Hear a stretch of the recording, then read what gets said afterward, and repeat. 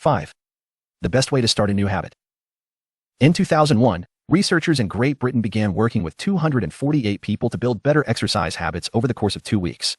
The subjects were divided into 3 groups. The first group was the control group. They were simply asked to track how often they exercised. The second group was the motivation group. They were asked not only to track their workouts but also to read some material on the benefits of exercise. The researchers also explained to the group how exercise could reduce the risk of coronary heart disease and improve heart health. Finally, there was the third group. These subjects received the same presentation as the second group, which ensured that they had equal levels of motivation. However, they were also asked to formulate a plan for when and where they would exercise over the following week. Specifically, each member of the third group completed the following sentence: "During the next week, I will partake in at least 20 minutes of vigorous exercise on day, at time and place." In the first and second groups, 35 to 38% of people exercised at least once per week. Interestingly, the motivational presentation given to the second group seemed to have no meaningful impact on behavior. But 91% of the third group exercised at least once per week, more than double the normal rate. The sentence they filled out is what researchers refer to as an implementation intention, which is a plan you make beforehand about when and where to act. That is, how you intend to implement a particular habit. The cues that can trigger a habit come in a wide range of forms: the feel of your phone buzzing in your pocket, the smell of chocolate chip cookies, the sound of ambulance sirens. But the 2 most common cues are time and location. Implementation intentions leverage both of these cues. Broadly speaking, the format for creating an implementation intention is: when situation X arises, I will perform response Y. Hundreds of studies have shown that implementation intentions are effective for sticking to our goals, whether it's writing down the exact time and date of when you will get a flu shot or recording the time of your colonoscopy appointment. They increase the odds that people will stick with habits like recycling, studying, going to sleep early, and stopping smoking. Researchers have even found that voter turnout increases when people are forced to create implementation intentions by answering questions like: what route are you taking to the polling station? At what time are you planning to go? What bus will get you there? Other successful government programs have prompted citizens to make a clear plan to send taxes in on time or provided directions on when and where to pay late traffic bills. The punchline is clear: people who make a specific plan for when and where they will perform a new habit are more likely to follow through. Too many people try to change their habits without these basic details figured out. We tell ourselves, "I'm going to eat healthier," or "I'm going to write more," but we never say when and where these habits are going to happen. We leave it up to chance and hope that we will just remember to do it or feel motivated at the right time. An implementation intention sweeps away foggy notions like "I want to work out more," or "I want to be more productive," or "I should vote," and transforms them into a concrete plan of action. Many people think they lack motivation when what they really lack is clarity. It is not always obvious when and where to take action. Some people spend their entire lives waiting for the time to be right to make an improvement. Once an implementation intention has been set, you don't have to wait for inspiration to strike. Do I write a chapter today or not? Do I meditate this morning or at lunch? When the moment of action occurs, there is no need to make a decision. Simply follow your predetermined plan. The simple way to apply this strategy to your habits is to fill out this sentence: I will behavior at time and location. Meditation: I will meditate for 1 minute at 7 a.m. in my kitchen. Studying: I will study Spanish for 20 minutes at 6 p.m. in my bedroom. Exercise: I will exercise for 1 hour at 5 p.m. in my local gym. Marriage: I will make my partner a cup of tea at 8 a.m. in the kitchen. If you aren't sure when to start your habit, try the first day of the week, month, or year. People are more likely to take action at those times because hope is usually higher. If we have hope, we have a reason to take action. A fresh start feels motivating. There is another benefit to implementation intentions. Being specific about what you want and how you will achieve it helps you say no to things that derail progress, distract your attention, and pull you off course. We often say yes to little requests because we are not clear enough about what we need to be doing instead. When your dreams are vague, it's easy to rationalize little exceptions all day long and never get around to the specific things you need to do to succeed. Give your habits a time and a space to live in the world. The goal is to make the time and location so obvious that, with enough repetition, you get an urge to do the right thing at the right time. Even if you can't say why. As the writer Jason Zweig noted, obviously you're never going to just work out without conscious thought. But like a dog salivating at a bell, maybe you start to get antsy around the time of day you normally work out.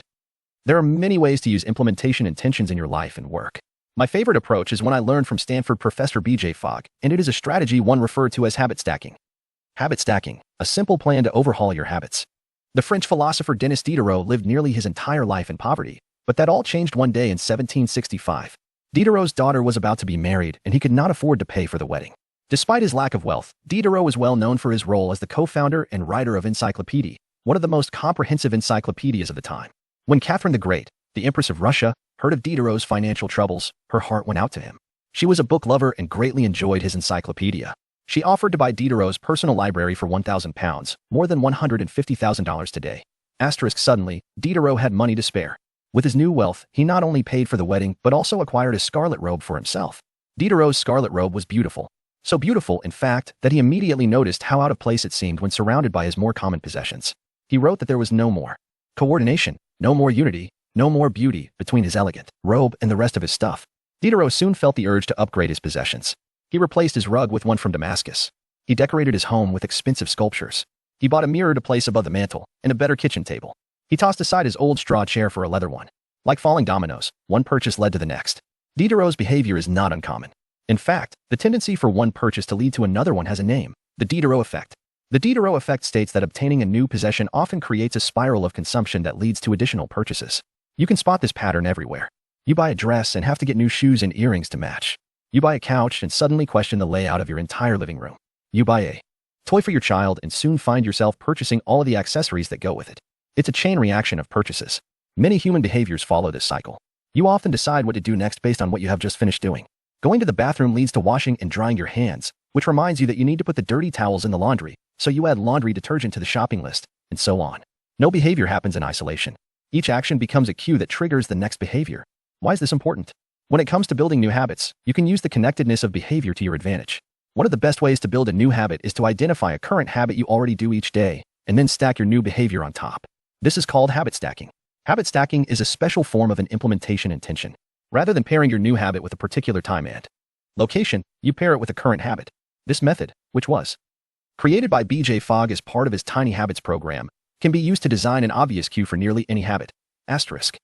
The habit stacking formula is, after current habit, I will new habit. For example, meditation. After I pour my cup of coffee each morning, I will meditate for 1 minute. Exercise. After I take off my work shoes, I will immediately change into my workout clothes. Gratitude. After I sit down to dinner, I will say one thing I'm grateful for that happened today. Marriage. After I get into bed at night, I will give my partner a kiss. Safety. After I put on my running shoes, I will text a friend or family member where I am running and how long it will take. The key is to tie your desired behavior into something you already do each day. Once you have mastered this basic structure, you can begin to create larger stacks by chaining small habits together. This allows you to take advantage of the natural momentum that comes from one behavior leading into the next, a positive version of the Diderot effect. Habit stacking. Figure 7. Habit stacking increases the likelihood that you'll stick with a habit by stacking your new behavior on top of an old one. This process can be repeated to chain numerous habits together, each one acting as the cue for the next. Your morning routine habit stack might look like this. 1. After I pour my morning cup of coffee, I will meditate for 60 seconds. 2. After I meditate for 60 seconds, I will write my to-do list for the day. 3. After I write my to-do list for the day, I will immediately begin my first task. Or, consider this habit stack in the evening. 1. After I finish eating dinner, I will put my plate directly into the dishwasher. 2. After I put my dishes away, I will immediately wipe down the counter. 3. After I wipe down the counter, I will set out my coffee mug for tomorrow morning. You can also insert new behaviors into the middle of your current routines. For example, you may already have a morning routine that looks like this. Wake up, make my bed, take a shower. Let's say you want to develop the habit of reading more each night.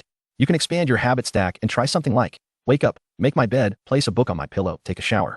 Now, when you climb into bed each night, a book will be sitting there waiting for you to enjoy. Overall, habit stacking allows you to create a set of simple rules that guide your future behavior. It's like you always have a game plan for which action should come next. Once you get comfortable with this approach, you can develop general habit stacks to guide you whenever the situation is appropriate. Exercise. When I see a set of stairs, I will take them instead of using the elevator. Social skills. When I walk into a party, I will introduce myself to someone I don't know yet. Finances. When I want to buy something over $100, I will wait 24 hours before purchasing. Healthy eating. When I serve myself a meal, I will always put veggies on my plate first. Minimalism. When I buy a new item, I will give something away. One in, one out. Mood. When the phone rings, I will take one deep breath and smile before answering. Forgetfulness. When I leave a public place, I will check the table and chairs to make sure I don't leave anything behind. No matter how you use this strategy, the secret to creating a successful habit stack is selecting the right cue to kick things off. Unlike an implementation intention, which specifically states the time and location for a given behavior, habit stacking implicitly has the time and location built into it. When and where you choose to insert a habit into your daily routine can make a big difference. If you're trying to add meditation into your morning routine, but mornings are chaotic and your kids keep running into the room, then that may be the wrong place and time. Consider when you are most likely to be successful. Don't ask yourself to do a habit when you're likely to be occupied with something else. Your cue should also have the same frequency as your desired habit. If you want to do a habit every day, but you stack it on top of a habit that only happens on Mondays, that's not a good choice. One way to find the right trigger for your habit stack is by brainstorming a list of your current habits. You can use your habits Scorecard from the last chapter as a starting point. Alternatively, you can create a list with 2 columns. In the first column, write down the habits you do each day without fail. Asterisk, for example, get out of bed, take a shower, brush your teeth, get dressed, brew a cup of coffee, eat breakfast, take the kids to school, start the workday, eat lunch, end the workday, change out of work clothes, sit down for dinner, turn off the lights, get into bed. Your list can be much longer, but you get the idea. In the second column, write down all of the things that happen to you each day without fail. For example, the sun rises. You get a text message. The song you are listening to ends. The sun sets. Armed with these 2 lists, you can begin searching for the best place to layer your new habit into your lifestyle. Habit stacking works best when the cue is highly specific and immediately actionable. Many people select cues that are too vague. I made this mistake myself. When I wanted to start a push-up habit, my habit stack was, when I take a break for lunch, I will do 10 push-ups. At first glance, this sounded reasonable. But soon, I realized the trigger was unclear. Would I do my push-ups before I ate lunch? After I ate lunch? Where would I do them? After a few inconsistent days, I changed my habit stack to, when I close my laptop for lunch, I will do 10 push-ups next to my desk. Ambiguity. Gone.